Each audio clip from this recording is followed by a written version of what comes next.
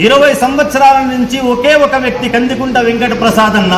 ఆయనకి తెలుసు ఇక్కడ మైనారిటీ బలం ఉంది అని చెప్పేసి, ఆయనకు తెలుసు ఇక్కడ మైనారిటీ నాయకులు ఉన్నారు అని చెప్పేసి, అయినను కూడా ఈ మైనారిటీ నాయకులే నన్ను సహకరిస్తారు, ఈ మైనారిటీ నాయకులే నాకు అత్యధిక మెజారిటీతో గెలిపిస్తారు అనే నమ్మకంతోనే మైనారిటీ బలం ఉన్న చోటనే ఆయన పోటీ చేస్తున్నారని చెప్తే ఆయనకు ఎంత ప్రేమ ఉండాలి మైనారిటీ మీద, ఆయనకు ఎంత ప్రేమ ఉండాలి.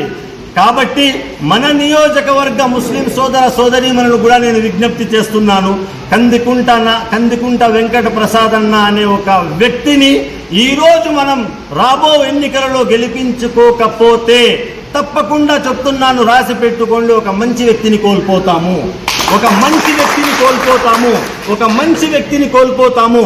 ఈరోజు మదనపల్లి రోడ్డులో మైనారిటీ ఫంక్షన్ హాల్ ఏదైతే ఉందో, ఒకప్పుడు ఆ ఫంక్షన్ హాలుకు గోడలు సగం గోడలు లేపి వదిలేశారు. అక్కడ వచ్చేసి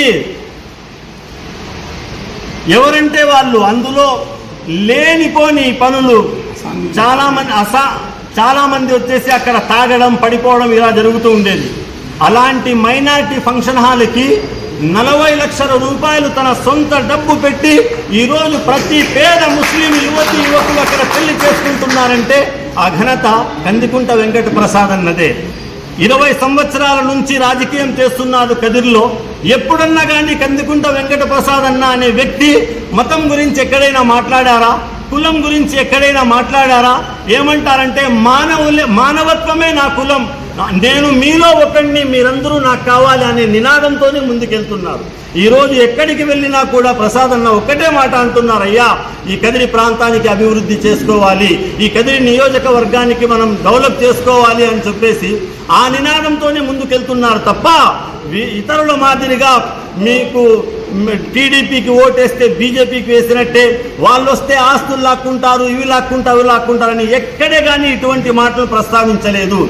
నాయకుడిని నైజం, నన్ను గెలిపిస్తే నేను ఈ విధంగా అభివృద్ధి చేస్తానని చెప్పేదే నాయకుడి నైజం, అది నాయకుడి లక్షణం. రాజకీయ నాయకులకి అందరికీ ఉండాల్సింది ఇదే. ప్రతి ఒక్క రాజకీయ నాయకులు జనాల మధ్యలోకి వెళ్ళి ఏమనాలంటే నన్ను గెలిపించండి, మన ఊర్లో ఏవే సమస్యలు ఉన్నాయో ఆ సమస్యలపైన నేను పోరాడతాను, లేదా మన ఊరికి ఈ విధంగా అభివృద్ధి చేస్తానని చెప్పాలి. అంత తప్ప మిగతా అది బేకార్ మాటలు మాట్లాడి ఊరికే ప్రజలను రెచ్చగొట్టే వ్యాఖ్యలు అయితే ఎవరు చేయొద్దు. ఇంకొకటి ఏమంటే ఉర్దూ యూనివర్సిటీ చంద్రబాబు నాయుడు గారు ఒక్కరే ఉర్దూ భాషను ప్రోత్సహించారు, అలాగే రాష్ట్రంలో ఉర్దూ యూనివర్సిటీని స్థాపించారు. టీడీపీతో అలయన్స్లో ఉండే మన కడపలో కూడా హజ్ హౌస్ నిర్మించారు.